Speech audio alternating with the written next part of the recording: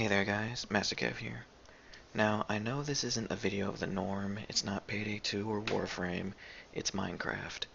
But, this video, I felt like had to be released. You see, this is an idea that I had for the Skybound's Minecraft server. And what Mitch said during one of his videos in which I decided to create this video, was this. What I will say is we are working on a new combat system, and it's going to change the dynamic of Skybound's war zones entirely. So, you've lost your voice. You've been silenced. Basically, I'll give you a spoiler. We're attempting to create a combat leaderboard system, like MMR or rankings. So you'll have a rank based off of your equipment that you're using, as well as your skill level. So the type of opponents you're defeating. And that'll be based on their skill level, based on their equipment and their previous battles as well. So there's going to be a ranking system like that. So you're going to want to be at the top of the leaderboards. Like, it gives you a new purpose in Skybounds. Like, you want to be the best of the best, right? So, after hearing that video, and yes, I know this is episode number 24, even though he's already up to like 26 or 27 right now. You can see 25 on the side right here. But I created this video when 24 was released, and it was up until this point that I finally decided to release a video of what I created during an hour of random recording and then enhanced for like over a day and a half. So here is the idea. You actually are seeing the entire order of which I'm going to show this whole video, and here are some key things that you want to know. So each tab explains different things, one of which is the pros and cons of an MMR system, the other one is my idea, and then the pros and cons of the idea. So, first things first, we want to get through what MMR is. So, to make this video short, I'm going to be reading only the marked things and maybe saying a few things that are not part of the marked sentences. So, MMR is, and for the most part, skill rating. It's basically how good are you and who should you be fighting next to you so you can have a fair fight. So the pros of an MMR system, implemented into Minecraft specifically, is it gives it an incentive to be the best, such as Mitch said. The rewards could possibly be placed for top players, and even greater rewards could be set for anyone who takes them down. This will give people an incentive to want to be the best, right? And this should give an equal challenge. It allows players to be fought against skill instead of a pro PvP player going against someone who's a beginner. And this would also reduce the complaints of players who are god tier after the ranks are set. So, con number one is asterisk number one. And this is referring to me talking about the giving players an equal challenge. And you could read these paragraphs, by the way, but I'm going to give you the summed up thing that I have here so I can make the video quicker. Basically, players control the MMR system. This can be done by purposely dying to low-ranked players. This can also allow god-tier players to cause havoc to those who are not even equipped with iron armor, to give it a sense. And the next point is two asterisks with the complaining about god-tier players. And although this is a good MMR system, like this is a good system that's being talked about, this won't stop complaints entirely. Players will still hate the PvP system because there are going to be players out there who will PvP than anything else. And although you can state, as stated in the paragraph up here, it's the war zone, it will always be a threat. That is a viable thing to say and cannot be refuted. That still doesn't stop the point here, as in complaints will still happen and will always keep happening, even if an MMR system was added. So this one's a little bit of a big one, but without a system to punish those not PvPing often, the players can stay near the top without fighting. And if a system is put against that, the players can work together as a team, as commonly as they are, and kill each other in a specific pattern to keep themselves at the top without having to fight others outside of the group. This has already been done in the past, and can be done in Minecraft specifically because it's not even a game that was designed with MMR in mind. So unless the coders of the MMR are top-notch, the system is probably going to be abused by a team of 5 to 10 to however many players on the top of the leaderboards, And even if there's a punishment in place, they can just kill each other in specific ways to keep someone in the team at the top and the final person in the team at the bottom of that top 10 or top however many. That's pretty much the basis of it. And depending on how the bar is set, meaning the range in which people can fight each other based off of MMR and gear and whatever, depending on how that bar is set, the players will either be able to fight each other often, which causes a gap, or not fight each other often, which causes fights to never happen that often, if that makes any sense. Depending on how big the bar is in which you could fight someone else, PvP will happen too much to the point where a gap will happen between the upper half and the bottom half, or PvP will happen too little and a gap won't exist at all, and the only players who are fighting each other are probably the ones who are equipped in God gear. This one's a small one, but this is still a con. This MMR system would enforce players to party up and fight with each other instead of playing alone. This will cause hatred towards the war zone for every individual who is alone until they form a group of friends in the server, which I don't know if you noticed, but a lot of people don't like to play with other people in the Skybounds because they don't want to permanently invite them to their own island. So, you know, that may be a small con to think of, but this still will affect the server if an MMR system was created to enforce PvP even more strictly. This will cause issues for Warzone chests. No matter how it's done, the chest will either become a first come first serve due to how the MMR will stop people from fighting each other, or if the chest allow people to fight each other, it'll only give the gear to the best players. So the top of the notch players are going to be the only ones who can take over the chest, kill the people who are trying to loot from them and trying to start up their own initial currency and initial good things. And then unless the person is kind, they're never going to get their gear back. And even if they are kind, they're probably going to keep the best things, like if they find an immortal shard or something, because they're never going to let someone low have that and get a good head start into being good in the game, and instead give them the crappy things that were in the chest. Because of the bar being too high or too low, no matter how it is, the MMR is going to cause hackers to be harder to find, because if the bar is set too small, the fights will be too scarce, and people may not record each fight they do. Some people don't even have computers capable of doing that. While if the bar is set too high, people are going to get one-shotted as per usual, as it was in the beginning, and no one will ever be able to record whether it was due to cheating or it was just due to normal fighting. The anti-cheat of the server, I sometimes question because some people hit me like 6 blocks away, and researching, I've heard that only 5 is the highest, so I don't know. I mean, I'm not going to report them left and right, but if this MMR system were to be placed, it would be even harder to catch them. Now, this is the final con, and it's a giant one, but I summarized it here. Bounties will cause one of two things. One, the bounties will allow players of a wider range in the MMR bar to fight those who are bounty easier. This will allow people to abuse the bounties to bridge the gap, and allow low people with a KO sword to take out the top people, or top people to troll the low people. Or two, the bounties won't change the bar of the players, and this will cause them to pretty much have a permanent marker on them. And although some people can take them out, only a specific range can take them out due to the MMR system, and thus they're going to have a permanent compass sort of on their head, a tracker, and this will go against some people's privacy. You'll be able to tell where half of the server is based off of the bounty board because no one is able to take the bounties. So those are the one or two things that can happen due to an MMR system. And if you wish to pause the video to read this point, just pause it now. Okay. Now on to the idea that I have, and the idea is called the weight system. So again, each point I've marked here I'm going to read out, and the rest you can read and pause and whatnot. I'm trying to make this video short. So what the weight system is going to do is going to take all the player's inventory, which is equipped or not equipped in the hotbar, not in the hotbar, etc., and it's going to add a weight value to all of it. Then the weight value will determine whether players can fight each other or not, and there are certain factors that can stretch or even remove the weight system range required. I'll explain this later. So the weight system is checked at a random interval so players cannot abuse or learn the system. This is common for everything else. You don't want players to know how the system perfectly works, or else they can abuse it to a very strict degree that professional players can learn while new players get abused.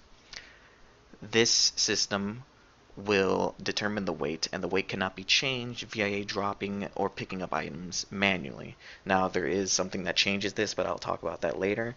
But dropping items purposefully or picking them up from someone else who dropped it near your feet will not change your weight. This is to prevent people to abuse this concept, and anyone who tries to abuse the concept like this could be banned under the same pretense as combat tagging. After the weight is calculated, for example, between two players, if the weight is X amount, and for the example I list everywhere else in this page, it's 30, if the weight is X amount or closer, then the players can PvP each other. If a player's weight is under or equal 30, then the PvP is never enabled unless an elimination factor is achieved. And I'll explain what elimination factors are later. So I'm going to scroll just a bit. You can pause whenever you want, but these are pretty much example numbers I've set for certain items that people usually bring into the Warzone. I will point out that Warzone Crate has initially 1, but for every 20 seconds you will be gaining 1. Alright, so above is listed all the values of how the weight system will determine weight value. All numbers are obviously subject to change, but below are some examples of how it uses the numbers above to prove how PvP available would happen, how the PvP fights could happen. Now again, I'm going to point out these numbers can change, and the math below here is not perfect. There are some errors I've even encountered, but this is just to explain how it would work. So player 1 is equipped with this, player 2 is equipped with this.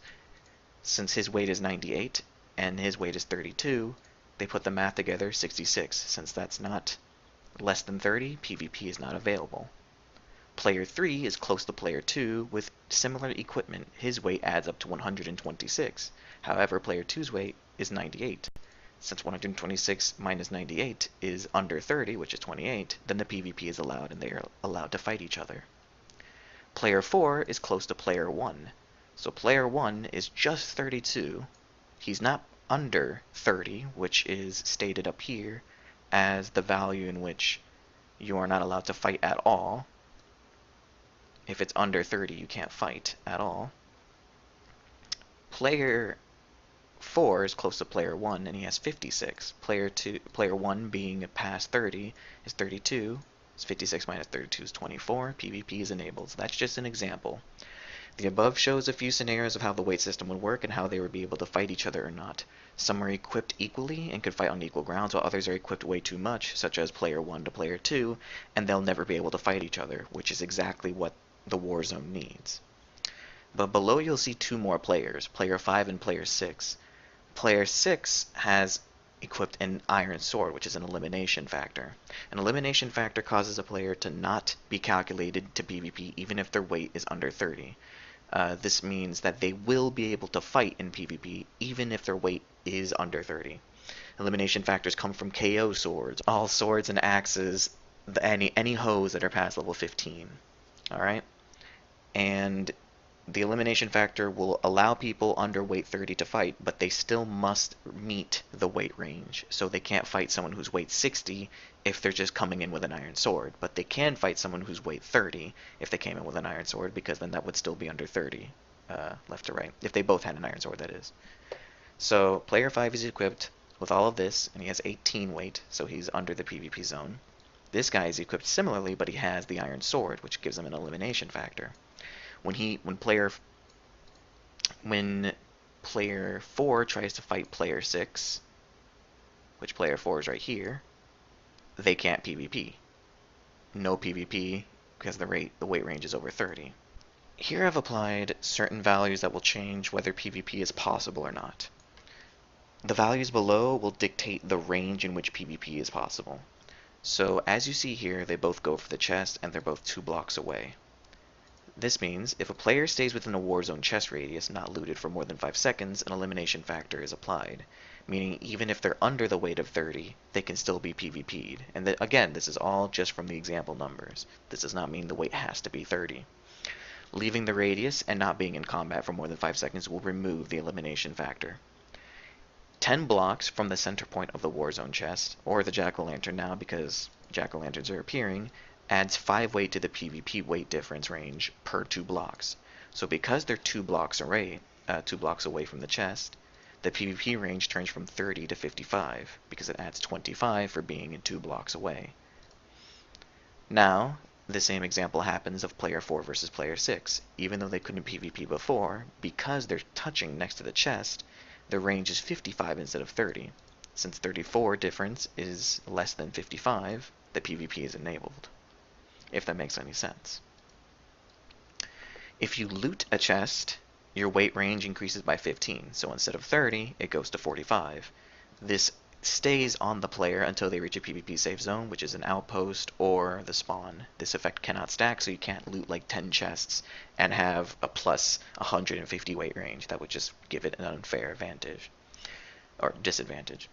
If you kill a player who looted a chest, even if you take their loot or not, you gain a 15 weight range. This effect, again, cannot stack. This will go away once you enter a PvP safe zone. If both players in an area are spell ready means that both of them contain spells of a combat nature like Ignite or Barrier. This does not mean Bat Bomb or anything of that nature, just the spells that can hurt others. If both of them contain spells and they're in a 5-block radius of each other, the weight range increases by 10 for each of them. So until they leave the radius of each other, instead of 30, the weight range is 40 that they could fight each other. Because spells can alter the effect of a battle. This would give an incentive and not an incentive to bring spells. Because if you bring spells and you come across someone who also has spells but is even greater weight than you, off of the weight difference, then you're going to have a tough time. But you still can win, because you're still equally weighed for the most part. Now, for the level of spells, or the points in which each spell is worth, I haven't listed here, but I did say that spells will have weight. So, on to down here. If after 1 minute of a sky drop, not really after, but for 1 minute of a sky drop, all items that are dropped or picked up will add to your weight. This makes the loot that players drop once they die, or they drop, increase the risk of dying. So players who pick up loot who don't want the loot, they can drop it immediately and try to run away until the next weight gets calculated. However, weight cannot, and I state here because this is a big one, weight cannot go down or up once a teleport command is issued, so /isgo or spawn. This is to stop players from dropping items on them so that they can fight them, and this can be a ban-worthy report if someone abuses this, or they can add in a feature in which once a warping command is put into the game, they're not allowed to pick up items. So the players who start warping cannot pick items up. So even if the items are on their feet or dropped on their feet or just happen to be on their feet because they typed the command as they're falling for some reason, they won't be able to pick up the items so that the weight can't change. Okay, and here I state that if PvP starts and the weight differs, the PvP combat tag, the PvP stays enabled until the combat tag ends. If player 7 has a weight of 70, and each one is in multi-combat mode, and by the way, we're talking player 7 and player 4 and 6 here. If player 7 is allowed to hit player 6, then he's also allowed to hit player 4. Or no, if he's allowed to hit player 4, he's allowed to also hit player 6, because he hit player 6. Player 4 hit player 6 in a multi-combat zone. This PvP effect still follows them. So once this PvP effect follows them between a single and multi-combat zone until the combat tag ends. Once combat tag ends, if both player 6 and 4 are still alive, then player 7 is still allowed to fight player 4, but is unable to hit player 6. I know this area sounds a little bit complicated, but it just means if two people are fighting in a multi-combat zone, and one of them is allowed to hit one of the two who are fighting, like one other person is allowed to hit one of the two that are fighting, as long as those two are still fighting, then the one that's still fighting is still allowed to fight the other two, as long as they started in a multi-combat zone and stayed in it. That's a tongue. That took a while to say. So, here possible ideas is how to show if a target could be PvP'd or not. This is taken from like the glass in which you can't pass at spawn. Since only you can see it but other players can't, maybe make it so that you can see green glass above somebody that you can fight and red glass above somebody that you cannot fight. Or vice versa, green if you cannot, red if you can. But make it so that glass appears above their head, like literally right above their head, and the glass will disappear once PvP happens. Looted chest and the killed player looted chest will go away, I've said that already. And PvP weight of the individual players being public is a question, because I don't know if it should be a question or not. And then here are two random additions that could be thought about. One thing could be that they could add more islands to the outskirts of Skybounds, and these will be PvP only islands. Areas with even more Warzone chest count and ore count, but in these areas weight has no purpose. So weight just doesn't matter whether you have 10 weight or 1000. And in addition to this, make it so that maybe there's either two commands to whether to warp in there or warp not in there, or you toggle it in the toggle menu. Because you don't want someone who doesn't want a PvP to slash Warzone and then warp into a place that's PvP only and then get ganked or something, if that makes any sense. So, the pros and cons of the weight system. The first pro of it is the system will allow pros and noobs to fight on equal terms whenever they want and wherever they want. They will not be forced to fight in an arena to duke it out if they ever have an issue with each other, maybe they hate each other or something. And depending on how well the weight system is coded, there will never be an unfair fight in the war zone ever again.